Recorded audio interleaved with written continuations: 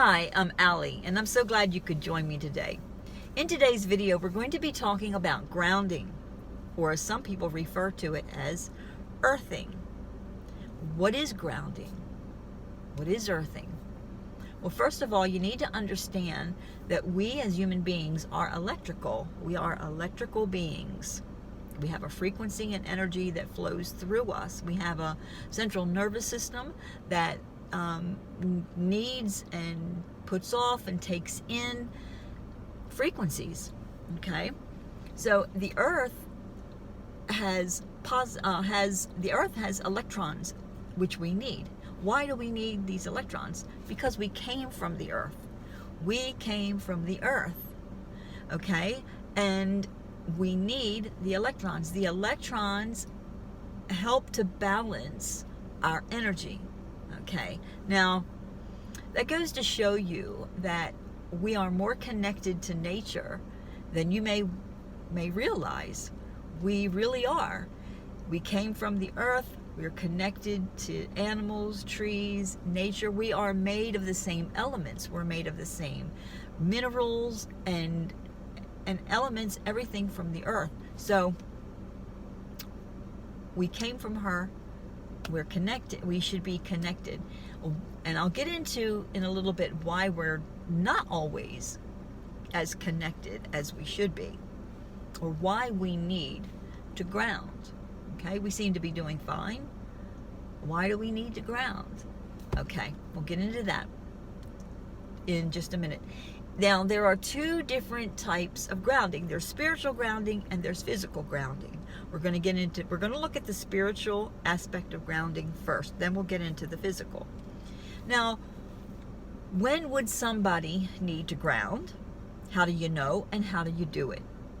Okay, well, if you are on a spiritual path and you are a healer, you are someone that is working with energy, you are someone who is maybe in Reiki, maybe you give readings, maybe you're into tarot, oracle cards, maybe you're a psychic, a medium, or maybe you're none of those. Maybe you're a light worker that works behind the scenes and you are giving your energy. You are giving. When you do this, and even when you are not doing it consciously, you are doing it, okay, to some degree. But, so everyone needs to ground, not just healers, not just psychics and mediums and people that give readings. Everyone needs to ground, okay? But, so anyway, yeah, you would ground. And how often should you ground? You should ground as often as you sense the need to do it. Daily is optimum. Okay. How do you know? What may be some of the symptoms that you need to ground? Well, if you start to feel a little spacey, like a little airheaded, say you've been so focused on our spiritual life and spiritual aspects of living that you kind of, maybe to a small degree, you kind of lose touch with the real, not I want to say the real world, you lose touch with the physical world, reality, with the everyday, with the present moment. You kind of lose touch with that. You need to ground. That's why I think it's a good idea to ground every day. That way you keep yourself in a grounded state. But if you're expending your energy, if you're helping people, if you're doing healing energy work, most of these people like that will do spiritual work, would ground before they actually help their client, and some will ground afterwards also. Okay, so it's really up to you, but you don't have to be, let me emphasize, you do not have to be a spiritual healer in order to need to ground. Everyone, if you're on a spiritual path, you should be grounding. How do you do it? Okay, you ground in meditation. You set a pure intention to ground.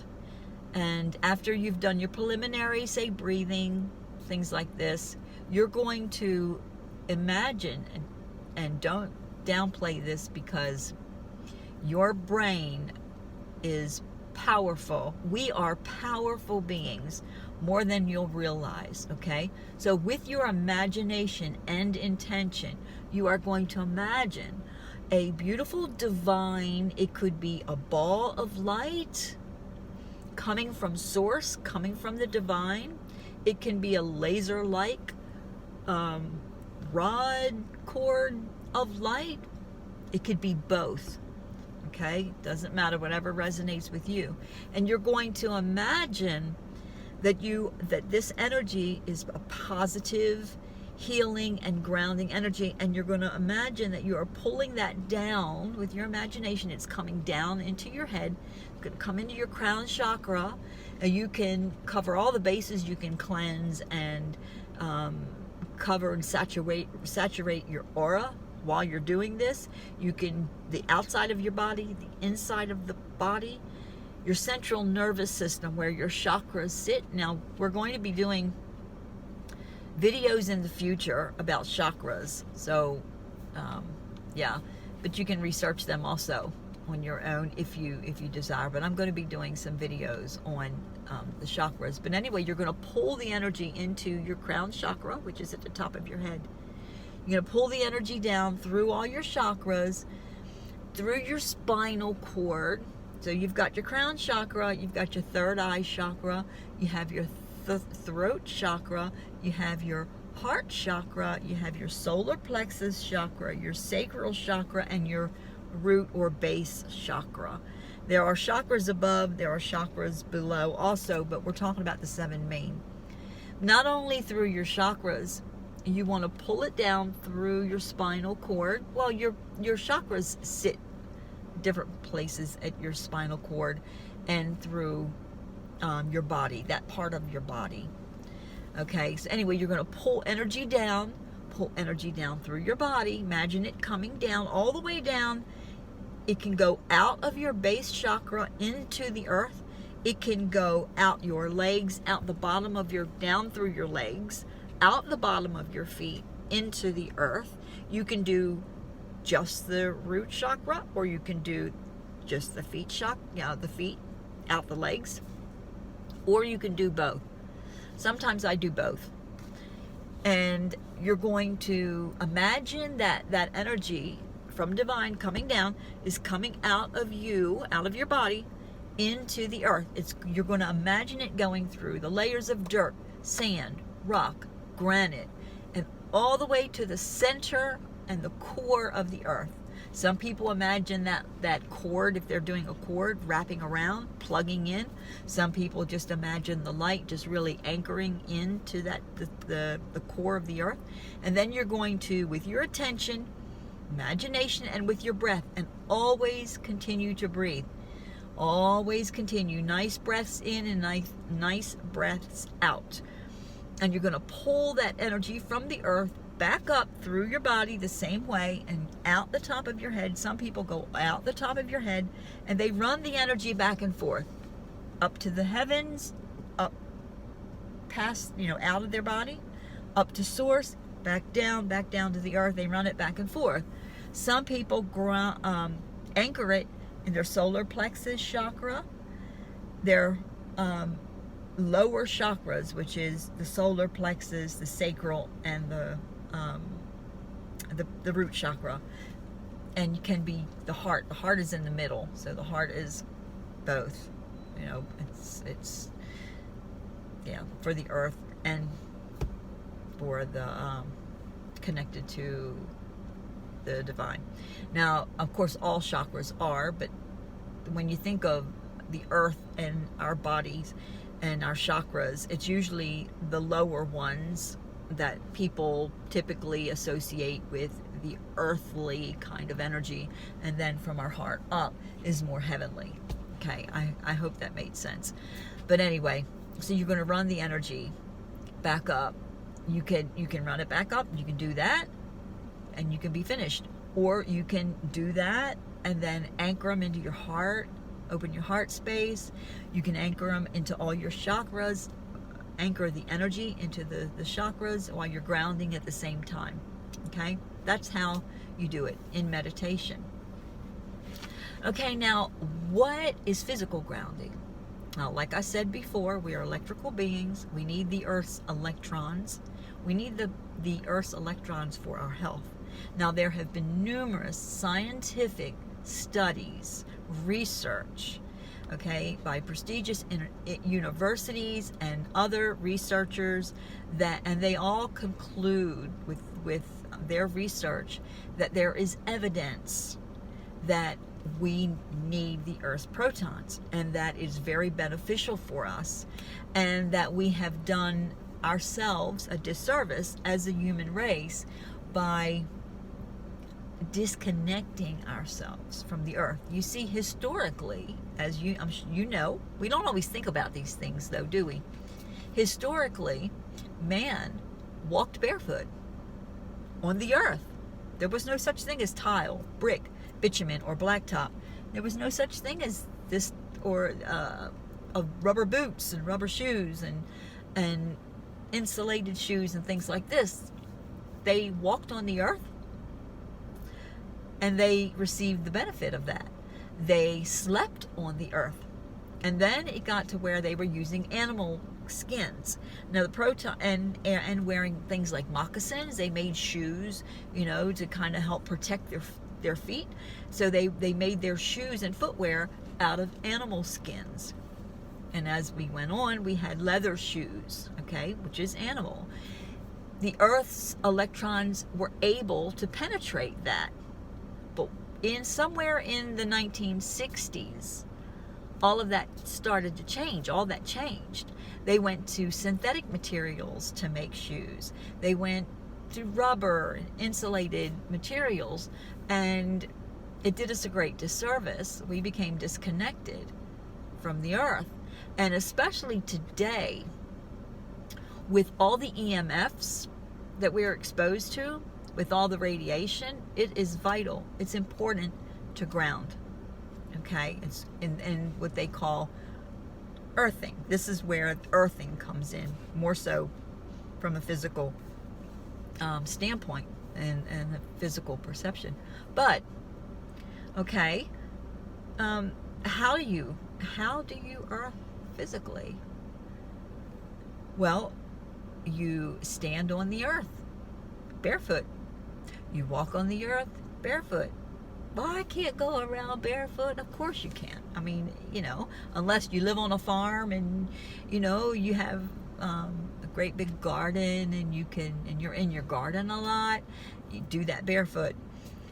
But I know we live in big cities and things like that. You can still ground. Find a park. Go to the beach. If you are blessed to live close to a beach, go to the beach. Take your shoes off and walk that beach. You are grounding. You are earthing. You are coming into contact.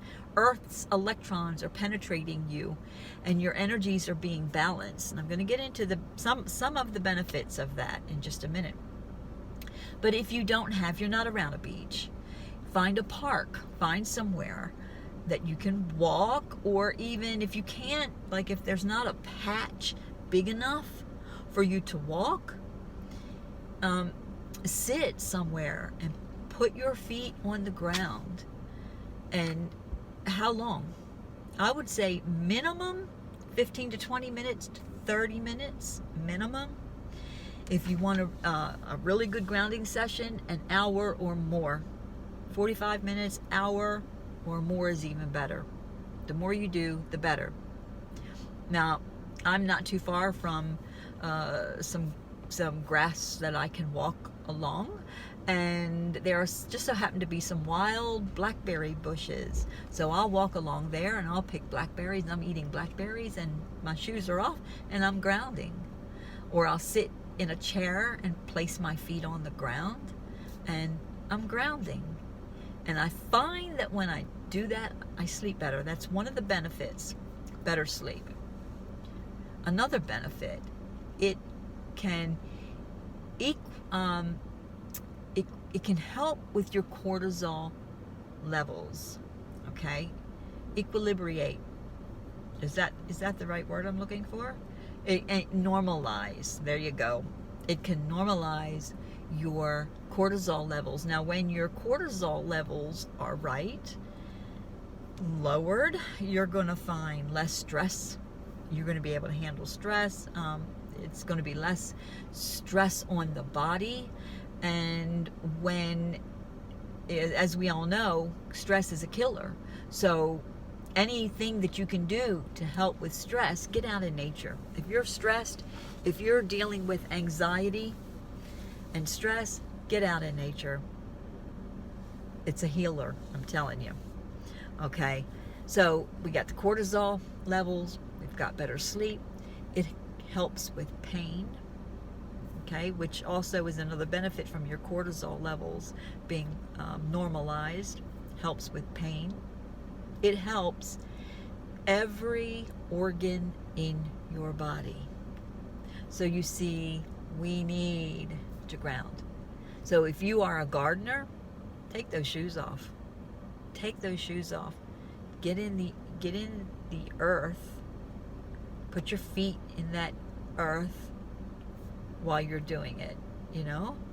And yeah, and if you can't, do the best you can with how you can get your feet on the ground, and you will benefit. So you can also go to Google and type in the benefits or scientific evidence of grounding and earthing, and you'll find a heap of information.